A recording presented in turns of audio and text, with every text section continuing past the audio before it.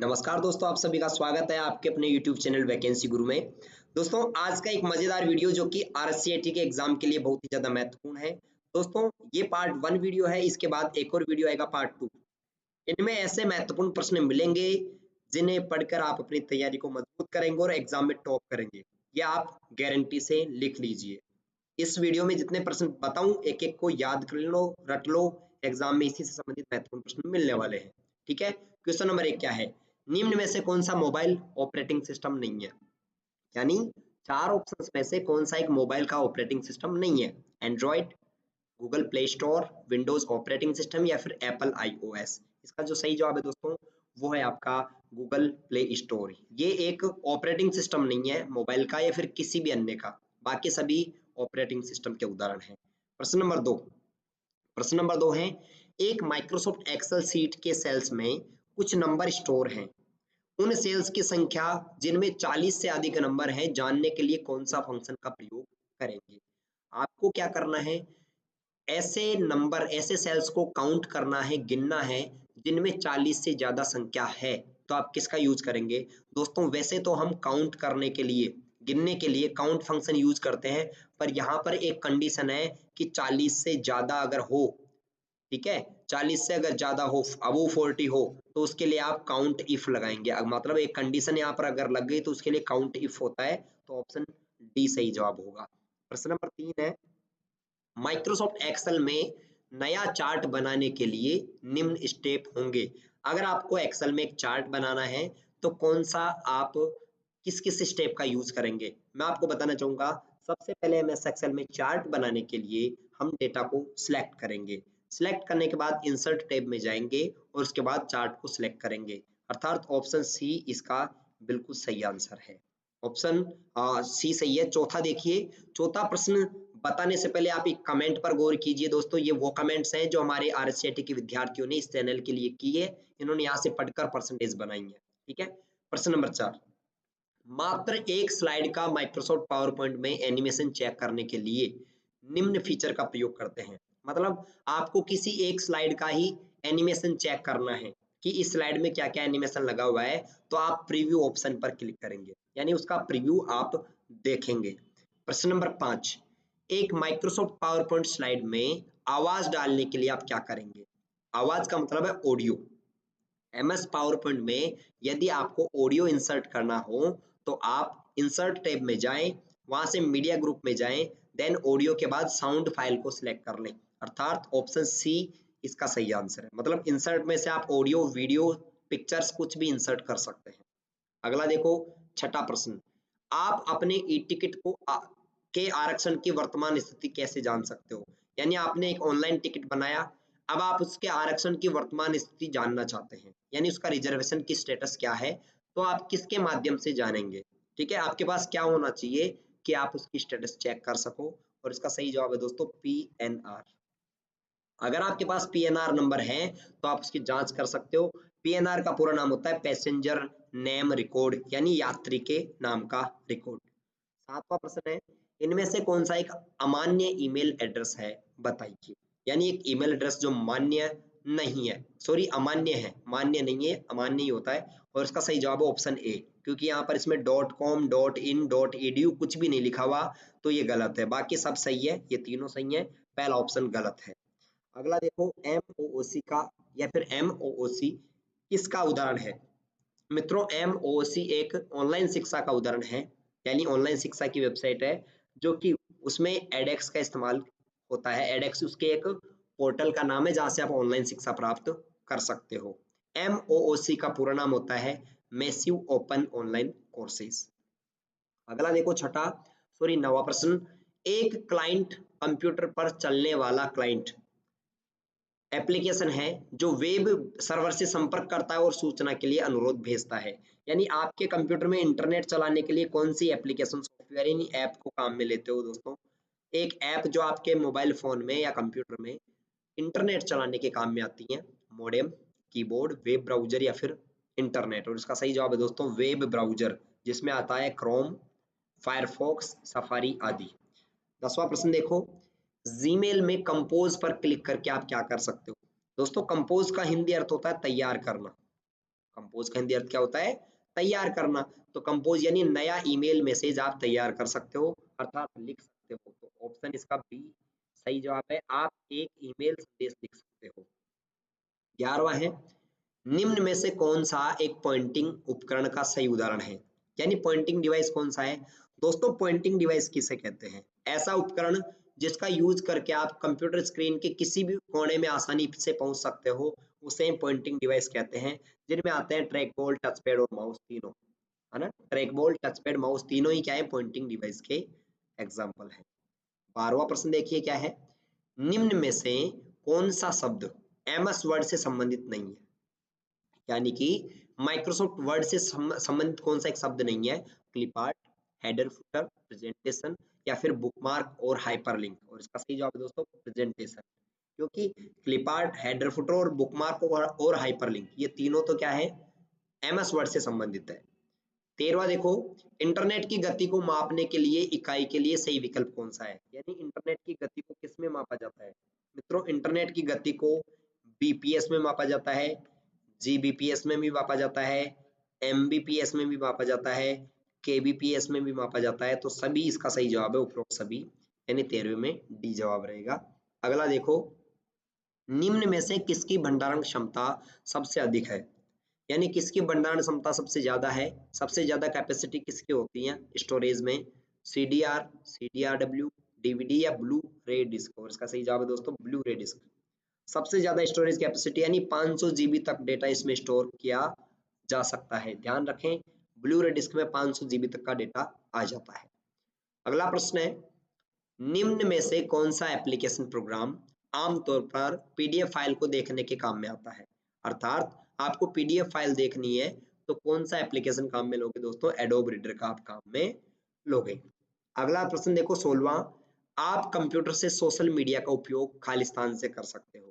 यानी social media चलाने के लिए आप किन किन का इस्तेमाल कर सकते हैं? ऑप्शंस देखिए, Word, Excel, PowerPoint, YouTube, Google Play, Outlook, Facebook, Instagram, Google Plus. आप सबको मालूम है कि सोशल मीडिया की जो वेबसाइट्स है उनका नाम है फेसबुक, इंस्टाग्राम, गूगल प्लस आदि।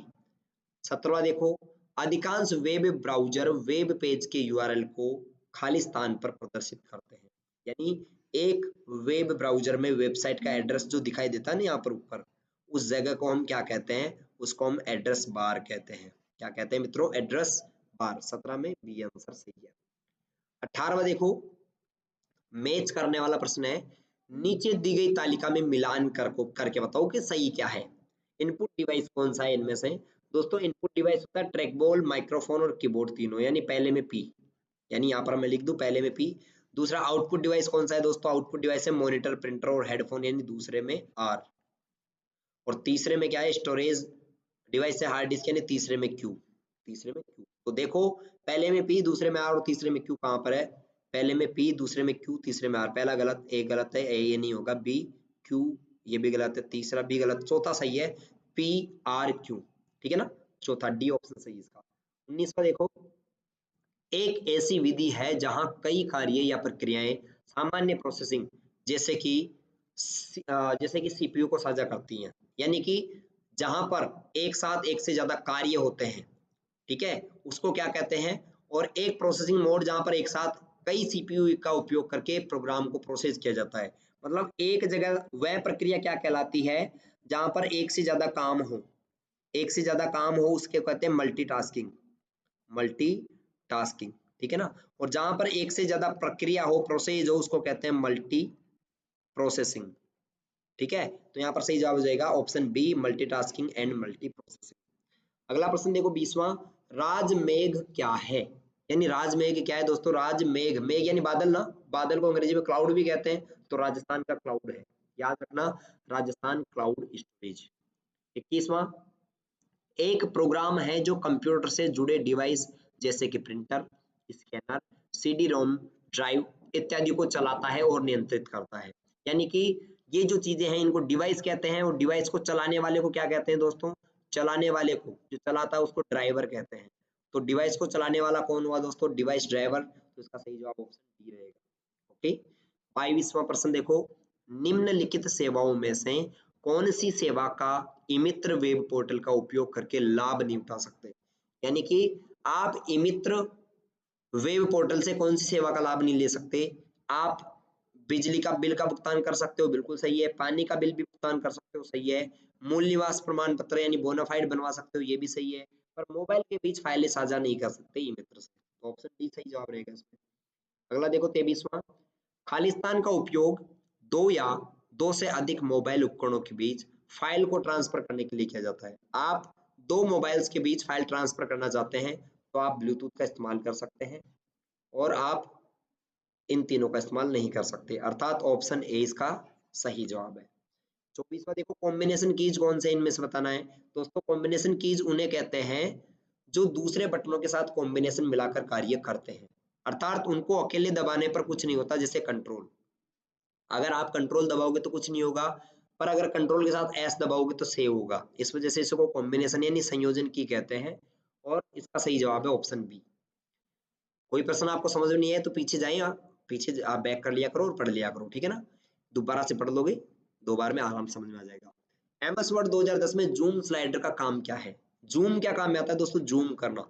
जूम यानी उसको, उसके आकार को यानी उसका जो क्षेत्र है उसको बढ़ा या घटा कर देख सकते हो, तो ऑप्शन ए सही है। विविंग क्षेत्र को बढ़ा या घटाकर देख सकते हैं, देखने के लिए, यहाँ पर ये देखने के लिए लिखा हुआ है ना।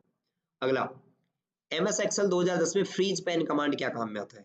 दोस्तों फ्रीज पैन कमांड क्या करता है, रो या कॉलम जो शीर्षक है उसको एक जगह स्थिर कर देता है ताकि स्क्रॉल नहीं हो। मतलब आप समझो ध्यान से कि आप एक एक्सेल में काम कर रहे हो, सीट में यहाँ पर आपकी हेडिंग लिखी हुई है, आप चाहते हो कि मैं जब ऊपर नीचे स्क्रॉल करूं तो ये वाला रो है ना, ये स्क्रॉल नहीं हो, यहीं पे दिखाई दिया हमेशा के लिए, तो आप उसके लिए क्या करोगे, फ्रीज पैन बना दोगे। क्या कर दोगे? Freeze pane. तो ऑप्शन बी इसका सही जवाब है। रो और कॉलम शीर्षक को स्थिर रखने के लिए, ताकि वे वर्कशीट तो को स्क्रॉल करते समय स्क्रॉल ना हो। 27वां प्रश्न देखो, माना कि एक्सेल की कुछ सेल्स हैं जिनका नाम है B1, B2 और B3। इनमें कुछ संख्याएं लिखी हुई हैं और आप इनमें से मिनिमम वैल्यू निकालना चाहते हो, सबसे कम वैल्यू क्या है। तो आप बराबर मिन फंक्शन लगाएंगे, ब्रैकेट ओपन, B1 से B3, B2 B3 भी ऐसे भी लिख सकते हो, या फिर B1 B2 B3 आप ले सकते हो। तो आप यहाँ पर आपका ऑप्शन ए सही जवाब हो जाएगा, minimum B2 minimum B2 B3, है ना। इस प्रकार भी आप लिख सकते हो, तो दोनों तरीके सही हैं जो मैंने बताया और यहाँ पर लिखा हुआ है। 28वां देखो, इनमें से कौन सा एक स्क्रीन लॉक विकल्प है? बिल्कुल इजी प्रश्न, आपको इसका कमेंट करके जवाब देना है, मैं नहीं बताऊंगा। कौन सा स्क्रीन लॉक विकल्प है जो 9 डॉट की एक श्रृंखला होती है उसमें ऐसी, ठीक है, और आप उसमें क्या करते हो, ऐसे करके लॉक खोलते हो, जैसे इस प्रकार से, इस प्रकार लॉक खोलते हो कैसे भी। तो इस श्रृंखला को क्या कहते हैं, कौन सा लॉक है ये, कमेंट करके आप जवाब देंगे ना। निम्न में से कौन सा मोबाइल वॉलेट का उदाहरण नहीं है? इनमें से कौन सा एक मोबाइल वॉलेट नहीं है दोस्तों? एसबीआई बड़ी मोबाइल वॉलेट है, भीम भी है, पेटीएम भी है, क्रेडिट कार्ड एक मोबाइल वॉलेट नहीं है, अर्थात ऑप्शन डी सही जवाब है। 30वां, निम्न में से कौन सा ऑप्शन ईमेल फोल्डर में नहीं होता? इनमें से कौन सा एक ईमेल का फोल्डर नहीं है? Send mail, receive mail, trace mail या फिर स्पैम मेल, और इसका सही जवाब है दोस्तों रिसीव मेल। ये नहीं होता है ऑप्शन, इसकी जगह होता है इनबॉक्स, क्योंकि प्राप्त ईमेलों को इनबॉक्स में रखा जाता है, तो ऑप्शन बी सही जवाब है। 31वां देखो, अपने कंप्यूटर में विभिन्न नेटवर्क कनेक्शन सेट करने के लिए आप किसका प्रयोग करेंगे? आपके कंप्यूटर में अगर आपको नेटवर्क सेट करना है तो आप नेटवर्क और शेयरिंग सेंटर ऑप्शन का यूज करेंगे। 32वां, इनमें से कौन सा कंप्यूटर हार्डवेयर पर रन करता है और दूसरे सॉफ्टवेयर को चलने के लिए रन करने के लिए प्लेटफॉर्म प्रदान करता है? दोस्तों इसका सही जवाब है अपना ऑप्शन ए, यानी ऑपरेटिंग सिस्टम, जो अन्य सॉफ्टवेयर को मंच भी प्रदान करता है। अगला, निम्न में से कौन सा भारत के राष्ट्रीय भुगतान निगम द्वारा बनाया और लॉन्च किया गया है? यानी भारत के एनपीसीआई ने कौन क्या बनाया है, क्या लॉन्च किया है? दोस्तों इसका सही जवाब है रुपे कार्ड। रुपे कार्ड भारत के एनपीसीआई ने बनाया और लॉन्च किया है। अगला देखो, पावर पॉइंट प्रस्तुतिकरण में डुप्लीकेट स्लाइड लेने की शॉर्टकट क्या होती है? डुप्लीकेट स्लाइड लेने की शॉर्टकट होती है दोस्तों कंट्रोल+D। डुप्लीकेट के लिए कंट्रोल D शॉर्टकट होती है। अगला प्रश्न देखो, किसी एमएस एक्सेल सूत्र में संलग्न विस्तार से प्रारंभ के अंत जो सेल एड्रेस को अगर आपको पृथक करना है तो आप किसका इस्तेमाल करोगे? यानी कि शुरू से और एंड के सेल एड्रेस को आपको अलग अलग करना है, ऐसे अलग अलग करना है, तो आप यहाँ पर कोमा का इस्तेमाल करेंगे। दोस्तों किसका इस्तेमाल करेंगे? कोमा का, ठीक है। इसी प्रकार का सेकंड वीडियो आएगा, उसको आप देखना। इस वीडियो में आपके कितने प्रश्न सही हुए कमेंट करके बताएं, और सेकंड वीडियो को देखें जरूर, और इनमें उसमें कितने परसेंट सही हो रहे हैं ये तय करेगा कि आपकी आरएसटी में कितनी परसेंटेज बनेगी। मिलते हैं दोस्तों अगले वीडियो में, तब तक के लिए धन्यवाद। अगर आप नए हैं तो चैनल को सब्सक्राइब करके जाएं और वीडियो को लाइक जरूर करके जाएं। बहुत बहुत धन्यवाद।